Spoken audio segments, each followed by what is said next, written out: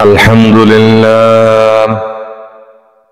لله وكفى وسلام على عباد الذين اصطفى أما بعد فأعوذ بالله من الشيطان الرجيم بسم الله الرحمن الرحيم ومن أحسن قولا ممن دعا إلى الله وعمل صالحا وقال إنني من المسلمين وقال النبي صلى الله عليه وسلم بلغوا عني ولو آية وصدق رسوله النبي الأمي الكريم ونحن على ذلك من الشاهدين والشاكرين والذاكرين والحمد لله رب العالمين मैं दूर हो मजबूर हो आए सैयद आलम दीदार देखाते नहीं आवाज सुना दे दीदार देखाते नहीं आवाज सुना दे साले से लगा दे मेरे इश्क का सफीना आंखों से देखा दे मुझे मक्का ओ मदीना आंखों से देखा दे मुझे मक्का ओ मदीना আল্লাহর বান্দা নবীর উম্মত রব্বে কারীম আমাদেরকে এত সুন্দর একটা মাহফিলের আয়োজনের মধ্যে বসাইলেন বিভিন্ন মানুষ থেকে আল্লাহ রব্বুল আলামিন ফারেক করে নিয়ে আসছেন আল্লাহ যাকে ভালো চান দিনের বুঝ দিতে চান আল্লাহ রব্বুল আলামিন তাকে হেদায়েতের রাস্তার মধ্যে নিয়ে আসে জোরে জোরে বলেন না সুবহানাল্লাহ প্রিয় ভাইরা আমার রাসূলুল্লাহ সাল্লাল্লাহু আলাইহি ওয়াসাল্লাম ১৫০০ বছর আগে বললেন আদাল্লুল খাইরি কাফাইলিহি যে ব্যক্তি মানুষকে ভালো কাজের দিকে ডাকে সে ওই ভালো কাজ করার মতো সওয়াব পায় সুবহানাল্লাহ আজকে যারা এখানে আয়োজন হইলেন পর্দার আড়ালের মা এবং বোনেরা এই মাহফিলের জন্য যারা চেষ্টা করলো আলেমদেরকে দাওয়াত দিল যত মানুষ এখানে কথাগুলো বলবে এবং শুনবে প্রত্যেকের আমল নামার ভিতরে আমার আল্লাহ রাব্বুল আলামিন তাদের আমল নামায় নেকি দিয়ে দিবেন জোরে জোরে বলেন না সুবহানাল্লাহ রব্বে কারীম বলেন কুরআনুল কারীমকে যদি আমরা প্রশ্ন করি কোরআন আমরা যদি এরকম ভাবে জমিনে আসলাম কিসের জন্য আসলাম রব্বুল আলামিন সুন্দর করে কুরআনুল কারীমের মধ্যে জবাব দিয়ে দিবেন وما خلقت الجن والإنس إلا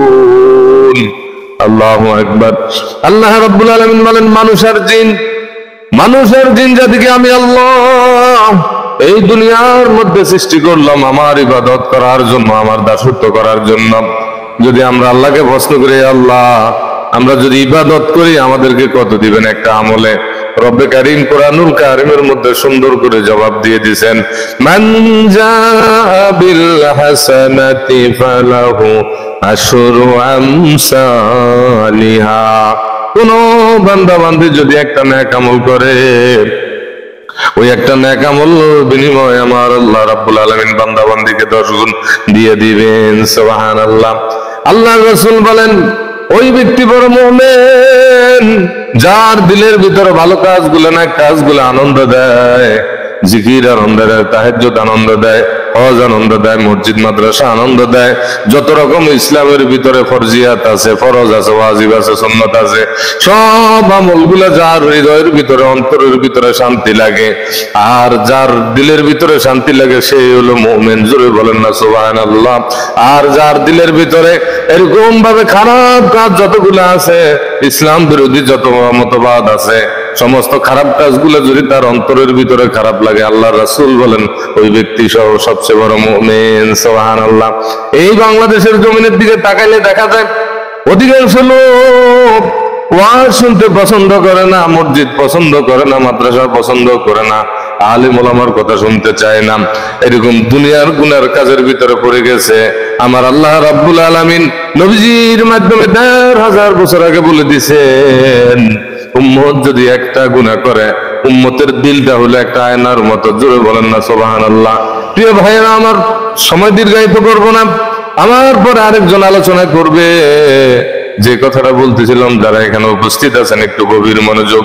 আমার ইউটিউব চ্যানেলের ভিতরে আপনারা ঢুকবেন, ঢুকার পরে পপুলার একটা ইসলামিক মিডিয়া আছে, ওখানের ভিতরে আলোচনা আছে। আলহামদুলিল্লাহ, অনেক মুহাক্কিক, ফরিদউদ্দিন আফতাব সাহেব, আল্লাহওয়ালাদের কাসেমি, এরকম ভাবে আল্লাহওয়ালাদের বয়ান আছে।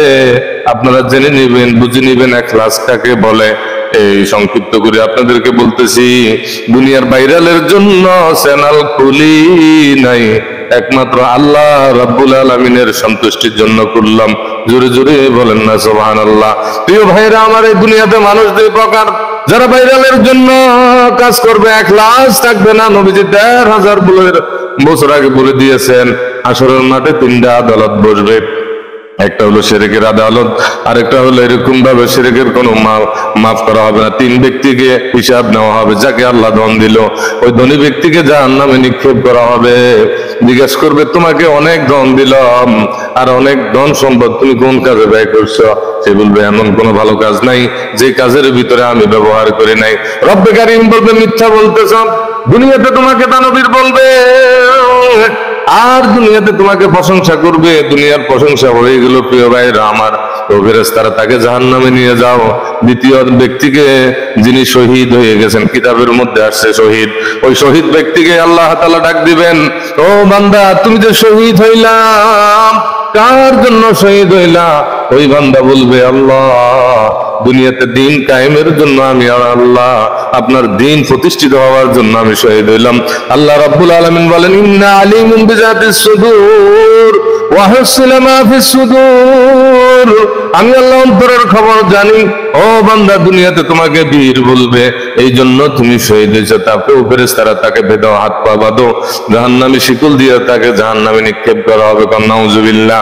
তৃতীয় ব্যক্তি, বাংলার জমিনের ভিতরে এই আলোচনাটা ইউটিউব চ্যানেলের ভিতরে চলে যাবে, যত দূর পর্যন্ত যাবে। প্রত্যেক আলেমদেরকে হাতে পায়ে ধরে বলতেছি, হাশরের মাঠে আমার আল্লাহ রাব্বুল আলামিন প্রত্যেক আলেমকে ডাক দিয়ে বলবেন, ও আমার আলেম বান্দা, এদিকে আসো।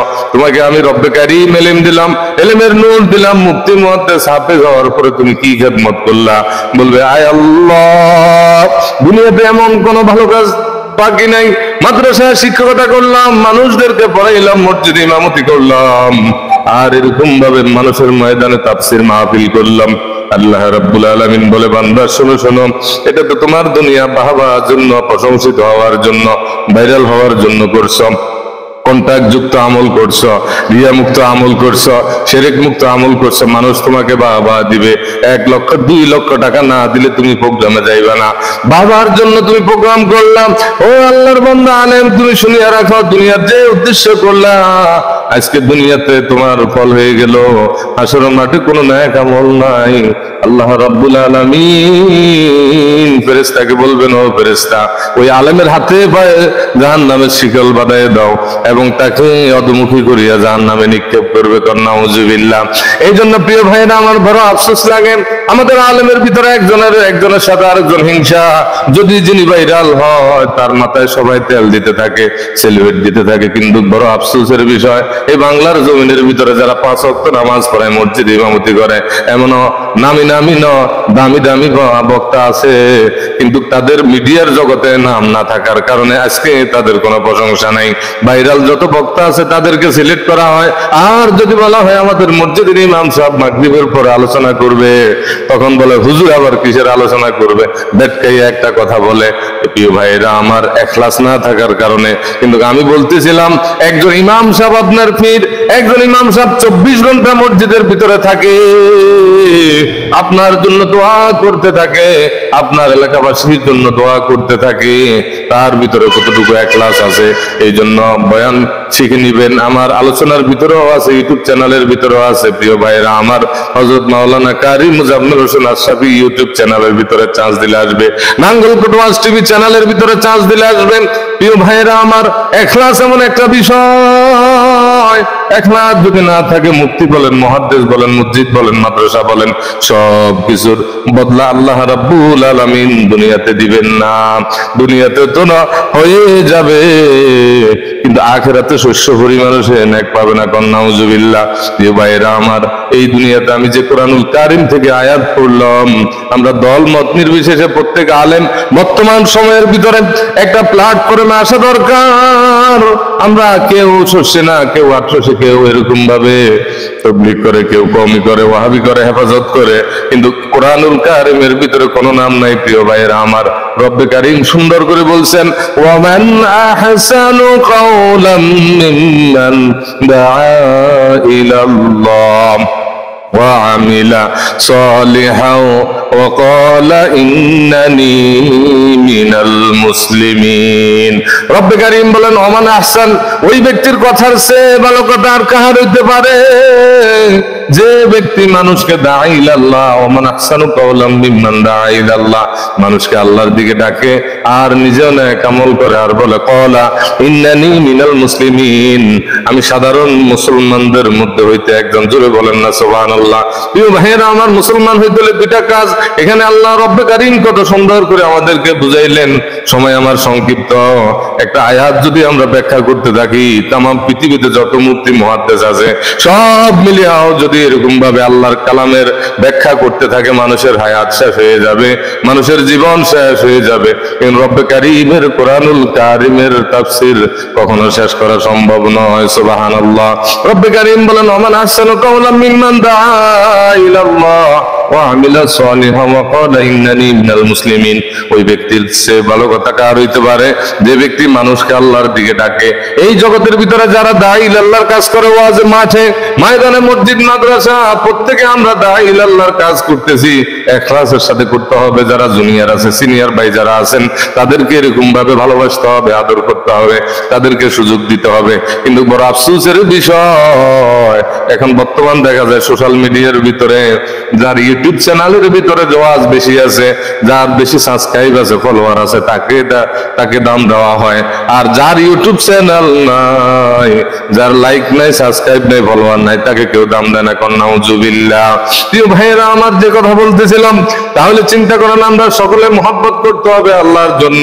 মুসলমান যে আল্লাহ তাআলা আমাদেরকে বানাইলো, নিজে জাহান্নামের আগুন থেকে বাঁচতে হবে আর উম্মতকে জাহান্নামের আগুন থেকে বাঁচাইতে হবে। প্রিয় ভাইয়েরা আমার, রব্বে কারীমকে যদি আমরা প্রশ্ন করি, আল্লাহ রাব্বুল আলামিন কোরআনুল কারীমের ভিতরে সুন্দর করে বলে দিয়েছেন, ইয়া আইয়ুহাল্লাযীনা আমানু কু আনফুসাকুম ওয়া আহলিকুম নারা। হে ঈমানদারগণ, তুমি নিজে জাহান্নামের আগুন থেকে বাঁচো, তোমার আহালকে বাঁচাও। এই জমানাতে নিজেও বাঁচতে হবে, আহালকে বাঁচাইতে হবে, এটা আল্লাহর জিম্মাদারি।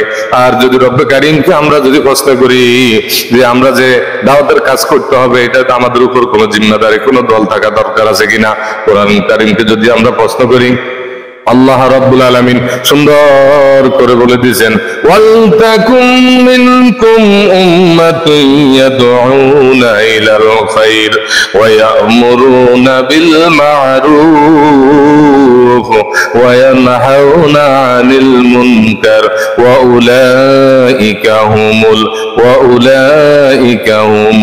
মুফলিহুন।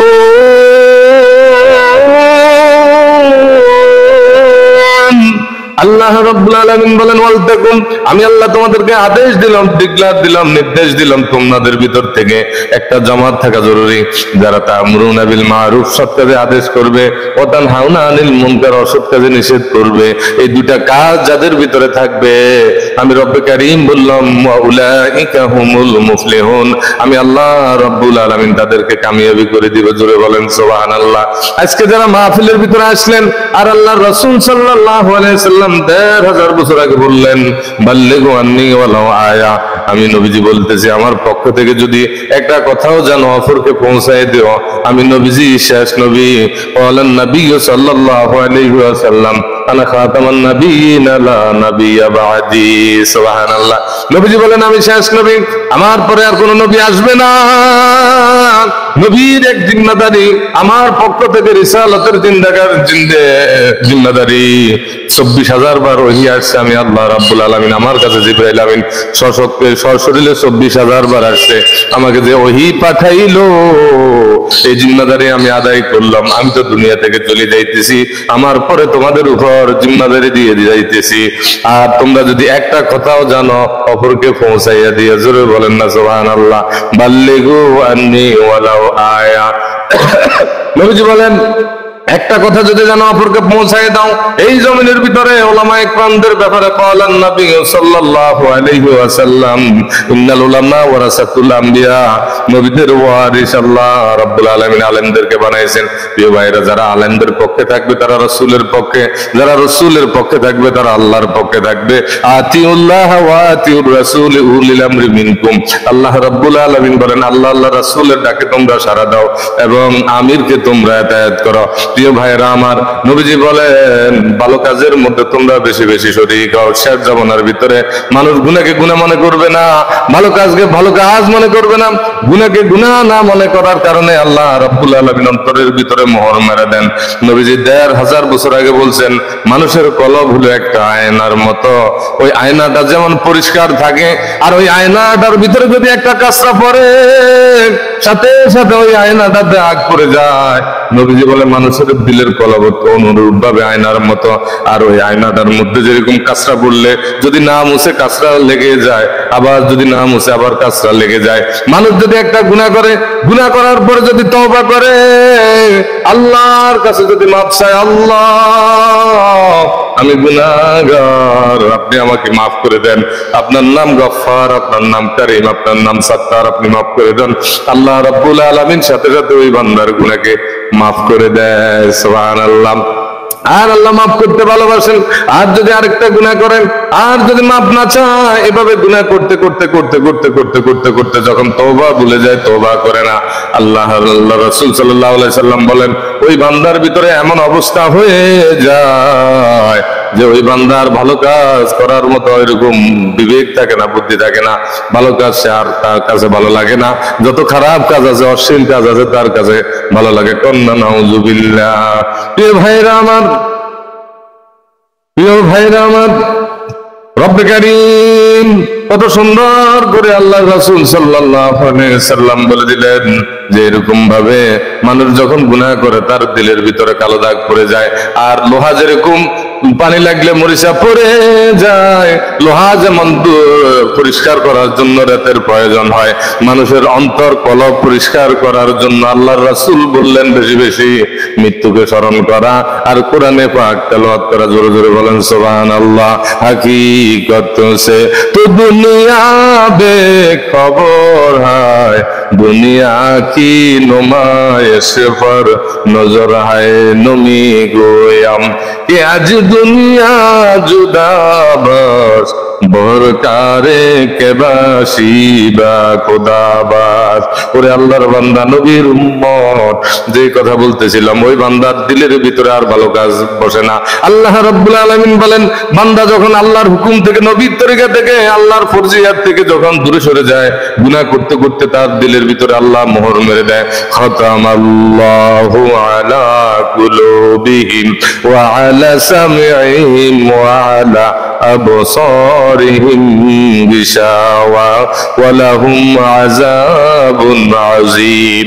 আল্লাহ রাব্বুল আলামিন বলেন ওই বান্দার দিলের ভিতর আমি রব মোহর মেরে দিই। মোহর মারি দেওয়ার পরে ওই বান্দার ভালো কাজ ভালো লাগে না, ভালো কাজ করতে মন চায় না। প্রিয় ভাইয়েরা আমার, আল্লাহর কাছে তওবা করতে হবে। যদি আপনার নামাজ ভালো না লাগে, জিকির ভালো না লাগে, মসজিদ ভালো না লাগে, আলেম ওলামাদেরকে যদি আপনার ভালো না লাগে, তখন বুঝতে হবে আল্লাহ আপনার প্রতি নারাজ আছে। আপনি আল্লাহর কাছে মাফ চান, আল্লাহ আপনাকে মাফ করে দিবে। জোরে জোরে বলেন না সুবহানাল্লাহ। আমরা গুনাহ করতে ভালোবাসি, আল্লাহ মাফ করতে ভালোবাসে। রব্বে কারীম বলেন, কুল ইয়া ইবাদিয়াল্লাযীনা আসরাফু আলা আনফুসিহিম লা তাকনাতু মির রাহমাতিল্লাহ ইন্নাল্লাহা ইয়াগফিরুয যুনুবা জামিআ ইন্নাহু হুয়াল গফুরুর রহিম। ও বান্দা, নিজের নফসের উপর তুমি গুনাহ করছো, জুলুম করছো, অত্যাচার করছো, আমি রব্বে কারীমের কাছে যদি মাপ চাও, আমি আল্লাহ তোমাকে মাফ করব। আমি আল্লাহ অত্যন্ত দয়া এবং ক্ষমাশীল। আসসালামু আলাইকুম।